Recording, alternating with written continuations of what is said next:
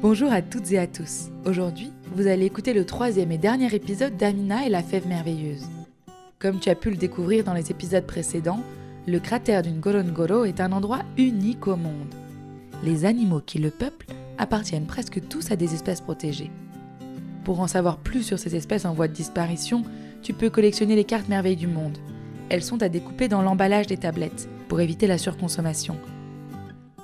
Pour aider à la protection de l'environnement, Merveilles du Monde reverse aussi 1% de ses bénéfices au mouvement 1% for the Planet.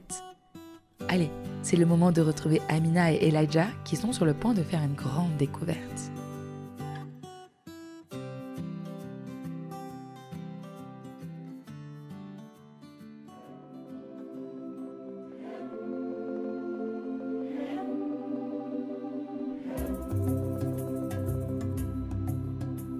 Caché derrière les longues herbes de la savane, à l'abri sous l'ombre de l'acacia, comme un murmure au creux de la rivière, le souvenir d'un temps lointain où les animaux régnaient en maîtres, le souvenir d'un arbre magique capable d'amener la paix.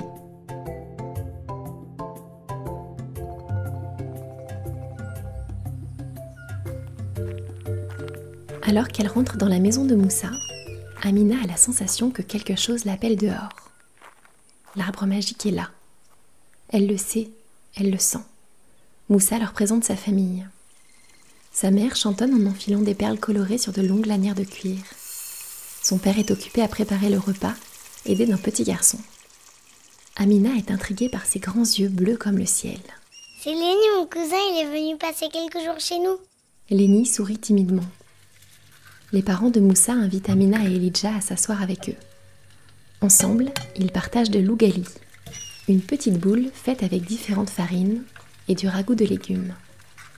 Amina se régale, mais son esprit est ailleurs. Après le repas, Moussa étend 2 nattes sur le sol pour Amina et Elijah. Amina s'allonge. Elle écoute les bruits de la nuit dans la plantation. Une chevêchette ulule au loin. Sa maison lui manque. Elle aimerait être chez elle, mais elle sait que sa mission est très importante.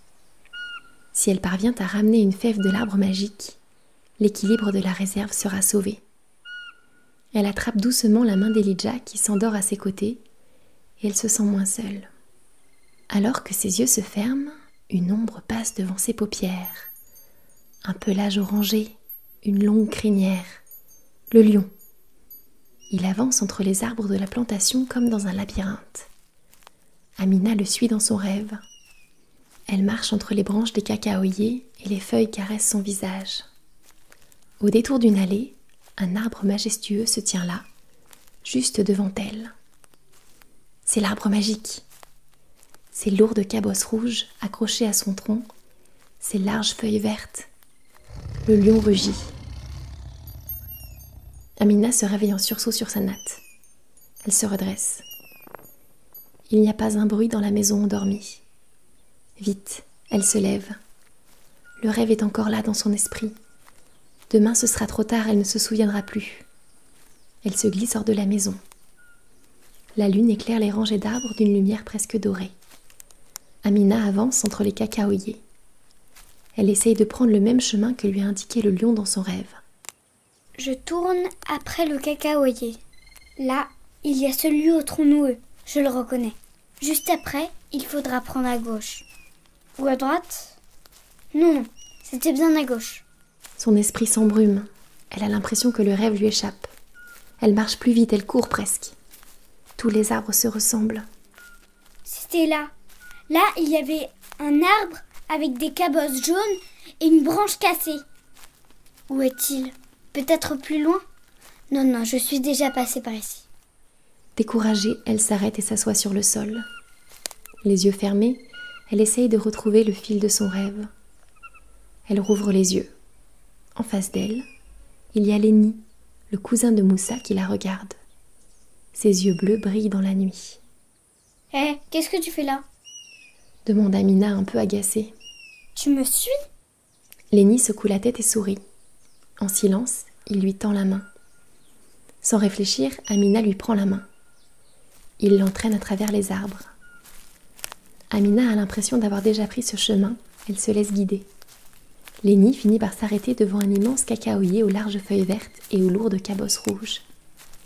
Amina s'approche de l'arbre. C'est lui. C'est l'arbre magique. Mais comment tu as su ? Demande-t-elle en se tournant vers Lénie. Mais le garçon a disparu. Amina essaye de se souvenir de ce que lui a dit son grand-père au sujet de l'arbre. La légende raconte que si votre cœur est assez grand, vous le reconnaîtrez parmi des milliers, et il vous offrira alors sa fève merveilleuse. Murmure-t-elle en posant ses mains sur l'écorce du tronc. Aussitôt, une grande fatigue l'envahit. Elle s'assoit et repose son dos contre l'arbre, et sans même s'en rendre compte, elle s'endort sous la lune. Amina, ohé ! Amina ouvre péniblement les yeux. Elijah et Moussa se tiennent devant elle dans les premiers rayons du soleil. J'ai trouvé l'arbre. Enfin, c'est plutôt Lénie qui l'a trouvé. Regarde. S'exclame Amina en sautant sur ses pieds. L'arbre est encore plus imposant à la lumière du jour. L'aube se reflète sur ses cabosses écarlates et le fait briller d'une lumière orangée. Elijah pose sa main sur l'arbre et hoche la tête. Oui, c'est lui. Je le sens aussi. Bon, et maintenant, qu'est-ce qu'on fait ?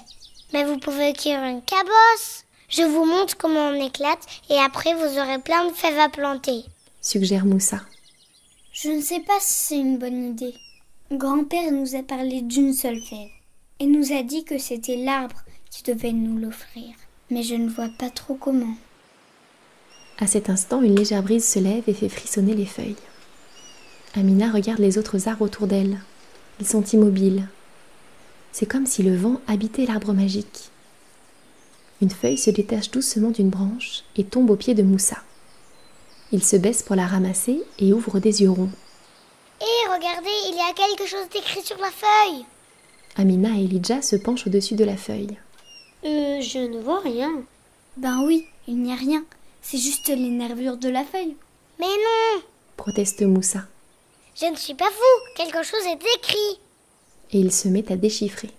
À celui qui habite parmi nous depuis qu'il est né, qui danse sous nos bourgeons et écoute la pluie glisser sur nos feuilles, sauras-tu retrouver de chaque feuille sa moitié ? Moussa relève la tête. Amina et Elijah le regardent ébahis. Il n'y a que toi qui peux lire cette feuille. Et c'est toi qui habites parmi les arbres depuis que tu es né. Je crois que l'arbre te met à l'épreuve. Souffle Elijah. Au même moment, un grand coup de vent agite les branches et une nuée de feuilles tombe sur le sol. Moussa plisse les yeux. C'est bizarre, j'ai l'impression que les feuilles ont été déchirées en deux parties. Tu dois retrouver les deux moitiés de chaque feuille et les rassembler. Moussa hoche la tête et s'accroupit sur le sol. Ses mains virevoltent dans les feuilles à ses pieds. Peu à peu, il arrive à reconstituer les feuilles, à les rassembler. Comme par magie, les moitiés se recollent. Il se redresse, un bouquet de feuilles dans les mains. Waouh! Fait Elijah en touchant les feuilles. On dirait qu'elles n'ont jamais été déchirées. Soudain, les feuilles s'échappent des mains de Moussa et forment comme un tourbillon qui s'élève dans le ciel. Puis elles retombent en pluie sur le sol. Elijah chancelle et s'accroche à l'arbre. Elijah, ça va ? S'inquiète Amina. Oui, vous avez senti? C'était sans doute un petit tremblement de terre. Un tremblement de terre? Mais non, la terre n'a pas bougé. Fait remarquer Moussa en fronçant les sourcils. Et voilà qu'Elijah perd l'équilibre et tombe. Si, le sol bouge! S'écrie-t-il. Nous ne sentons rien. C'est l'arbre. Il te met à l'épreuve à ton tour. Sous ses mains, Elijah sent une racine qui forme comme une petite bosse. Il a l'impression qu'elle bouge. Elijah regarde la terre autour de lui et c'est comme si elle était devenue transparente. Il voit maintenant toutes les racines qui courent dans le sol.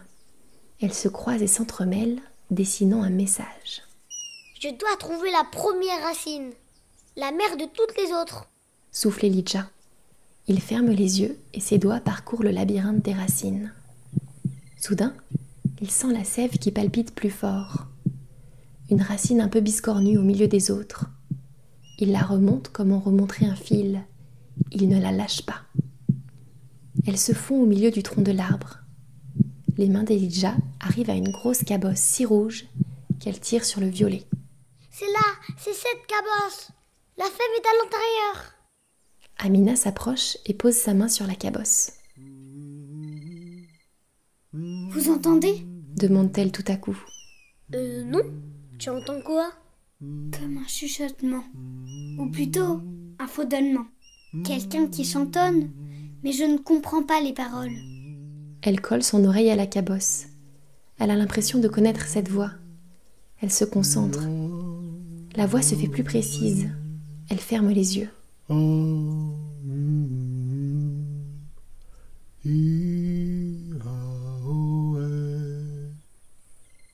Amina. Amina. Je t'ai guidé jusqu'ici, mais tu dois finir le chemin seul. Si tu ouvres ton cœur, la cabosse s'ouvrira. Amina. Amina croit deviner deux prunelles jaunes qui la regardent, une fourrure dorée. Le lion, Murmure-t-elle. Tout se met à tourner autour d'elle. Elle sent la caresse chaude du soleil, le parfum acidulé des cacaoyers, l'oiseau qui chante le matin. Elle se fond dans la nature qui l'entoure. Elle devient la sève qui coule dans l'arbre, la feuille qui se balance dans la brise, la racine qui s'enfonce dans la terre. Et la cabosse se fissure doucement. Une petite fève orangée tombe dans la main d'Amina. Elle est douce et chaude. Amina s'incline pour remercier l'arbre. Puis elle se tourne vers Elijah et Moussa. on a réussi. Sourit-elle. Les trois enfants se regardent heureux. Moussa les raccompagne jusqu'à la frontière de la réserve. Merci pour ton aide. Et tu pourras aussi remercier Lénie qui m'a guidée jusqu'à l'arbre. Moussa hoche la tête. Grâce à vous, j'ai découvert que les arbres ont bien plus à nous offrir que leurs fruits. Vous serez toujours les bienvenus ici. Moussa sort de sa poche un grand carré de chocolat et leur tend. Elijah et Amina ont les yeux qui pétillent. Toi aussi, tu pourras venir nous voir dans la réserve. Tous les deux reprennent la route, leur trésor dans les poches. Ils longent la piste entre les hautes herbes. Et maintenant? Demande Elijah. Maintenant, il va falloir planter cette fève et faire preuve de patience. Répond Amina. Tu parles comme ton grand-père. Sourit Elijah. Amina partage son sourire. Elle lève les yeux. Au-dessus de leur tête, des grues traversent le ciel, leurs larges ailes blanches et noires dessinant le chemin.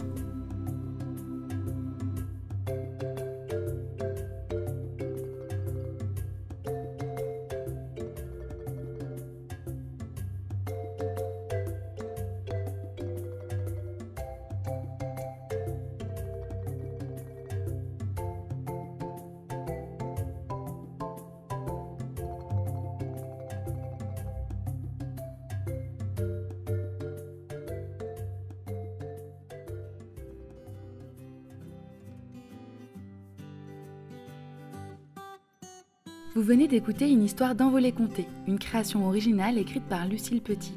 Pour nous soutenir, mettez-nous 5 étoiles sur Apple Podcast et retrouvez-nous sur Instagram à @envoléconté. À très vite!